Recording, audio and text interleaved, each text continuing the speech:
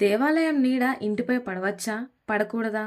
ఒకవేళ పడితే ఏమవుతుంది? అనే అంశాలపై వాస్తుశాస్త్రం, సంప్రదాయాలు, పెద్దలు చెప్పిన విషయాలేంటో ఈ వీడియోలో తెలుసుకుందాం.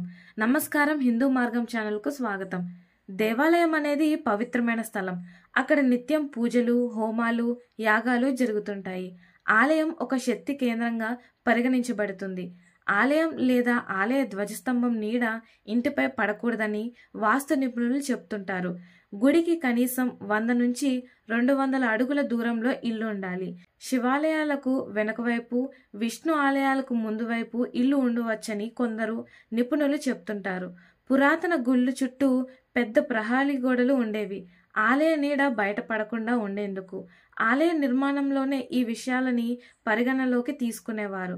ఇంటిపై దేవాలయం నీడ పడితే కలిగే ప్రభావాలు: కుటుంబంలో కలహాలు, మనశ్శాంతి లోపించడం, ఆర్థిక సమస్యలు, వివాహం ఆలస్యం వంటి ప్రతికూల ఫలితాలు వస్తాయని నమ్మకం.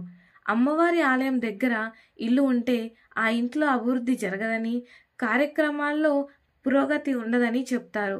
వ్యాపారంలో ఆటంకాలు, నష్టాలు ఎదురయ్యే అవకాశం ఉంది. ఇంటిపై ధ్వజస్తంభం నీడ పడకూడదు. అది ఉగ్రశక్తిగా భావించి దాని ప్రభావం ఇంటిపై పడుతుందని నమ్మకం. ఇప్పటికే ఆలయ నీడ పడే చోట ఇల్లు ఉంటే వాస్తు నిపుణులను సంప్రదించి చిన్న మార్పులు చేసుకోవచ్చు. ఇంటి దిశ, గదుల అమరిక, పూజ గది ఏర్పాటు వంటి మార్పులు సూచిస్తారు. దేవాలయం పవిత్రతను కాపాడేందుకు, ఇంట్లో జరిగే అశుభ కార్యాల ప్రభావం ఆలయంపై పడకుండా ఉండేందుకు ఈ ఆచారం ఏర్పడింది. కొన్ని దేవాలయాలకు ప్రత్యేకంగా కొన్ని వైపులలో అసలు నివసించకూడదని అంటారు.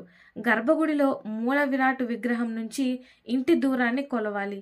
ఇప్పటికే ఆలయ నీడ పడే ఇంట్లో నివసిస్తున్నారంటే భయపడాల్సిన అవసరం లేదు.